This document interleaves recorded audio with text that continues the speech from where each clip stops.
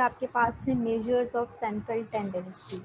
इससे पहले chapter number 2 में हमने डिस्कस किया था। चैप्टर नंबर 2 आपके पास था प्रेजेंटेशन ऑफ डाटा, जिसमें आपने लर्न किया कि आप डाटा को एक अरेंज फॉर्म में किस तरीके से जो है वो डिस्प्ले कर सकते हो। तो आपने डिफरेंट मेथड सीखे, frequency distribution, ungroup frequency distribution, then आपने जो है वो डायग्राम सीखी, ग्राफिकल रिप्रेजेंटेशन आपने सीखी। ये सब चीज़ें हमने प्रेजेंटेशन ऑफ डाटा में लर्न की। अब आज जो चैप्टर आप स्टार्ट करोगे मेजर ऑफ सेंट्रल टेंडेंसी और एवरेजेस, तो मेजर ऑफ सेंट्रल टेंडेंसी है क्या, ठीक है।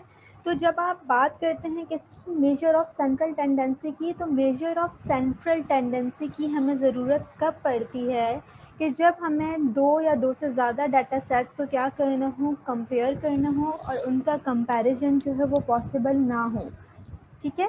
तो तब हम क्या करते हैं, एक सिंगल वैल्यू फाइंड आउट करते हैं जो कि रिप्रेजेंट कर रही होती है होल डाटा सेट को, ठीक है। तो ये जो सिंगल रिप्रेजेंटेटिव वैल्यू होती है, इसको आप सेंट्रल वैल्यू भी कहते हो, डाटा की सेंट्रल वैल्यू कहलाती है। तो ये आपके पास जिस तरीके से आप सिंगल वैल्यू को जिस मेथड से फाइंड आउट करते हो, जिस मेथड से आप इसको कंप्यूट करते हो, तो वो आपके पास क्या कहलाता है, मेजर्स ऑफ सेंट्रल टेंडेंसी और एवरेजेस, ठीक है। दोबारा मैं आपको रिपीट कर देती हूँ क्या कि मेजर ऑफ सेंट्रल टेंडेंसी हम कब यूज़ करते हैं, जब हमें दो या दो से ज़्यादा डाटा सेट को कंपेयर करना हो और कंपैरिजन पॉसिबल ना हो दोनों डाटा सेट्स के बिटवीन। तो तब हम एक सिंगल रिप्रेजेंटेटिव वैल्यू क्या करते हैं, फाइंड आउट करते हैं, जिसके थ्रू जो है हम दोनों डाटा सेट्स को क्या कर सकते हैं, कंपेयर कर सकते हैं, ठीक है। तो जिस मेथड के थ्रू हम वो एक सिंगल वैल्यू कंप्यूट करते हैं, तो वो हमारे पास क्या कहलाता है, measures of central tendency. Measure of central tendency में आपके पास जो है वो डिफरेंट टाइप्स ऑफ एवरेजेस आप पढ़ोगे, arithmetic mean, geometric mean, harmonic mean, mod, median, ये आपके पास क्या हैं, डिफरेंट एवरेजेस हैं, ठीक है।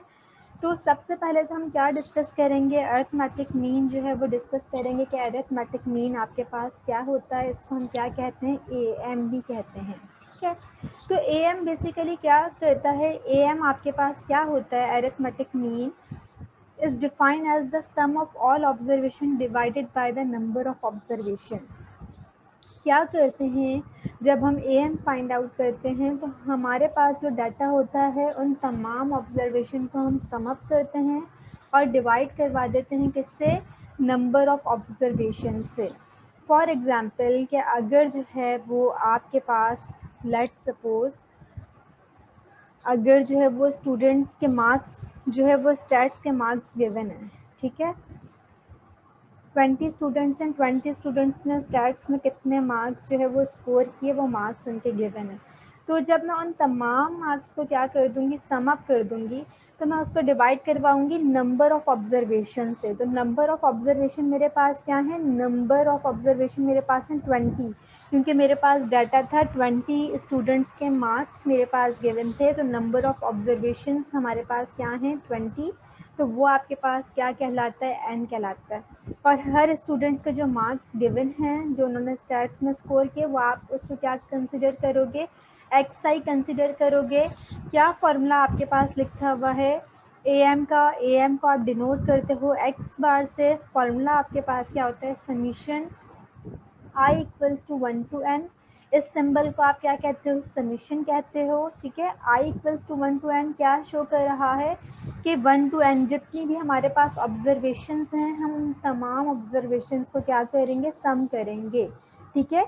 जिस तरीके से मैंने बात की कि अगर मेरे पास कोई डाटा है जिसमें मेरे पास 20 स्टूडेंट्स के क्या लिखे हुए हैं, मार्क्स लिखे हुए हैं, ठीक है। तो 20 स्टूडेंट्स के जो मार्क्स हैं, मैं उन तमाम मार्क्स को सम करूँगी और डिवाइड करवा दूँगी 20 से, ठीक है। तो वो मुझे क्या मिल जाएगा, यहाँ पर मेरे पास N क्या हो जाएगा, I इक्वल्स टू 1 to 20, कि मैं फर्स्ट स्टूडेंट के मार्क्स प्लस सेकेंड स्टूडेंट के मार्क्स प्लस थर्ड स्टूडेंट्स के मार्क्स में क्या करूँगी, इन तमाम XI ऑब्जर्वेशन को क्या करूँगी, सम अप करूँगी, ठीक है। तो एवरेज हमें बेसिकली बताता क्या है, एक सिंगल वैल्यू जो है वो रिप्रेजेंट कर रही होती है किसको, पूरे डाटा को, ठीक है।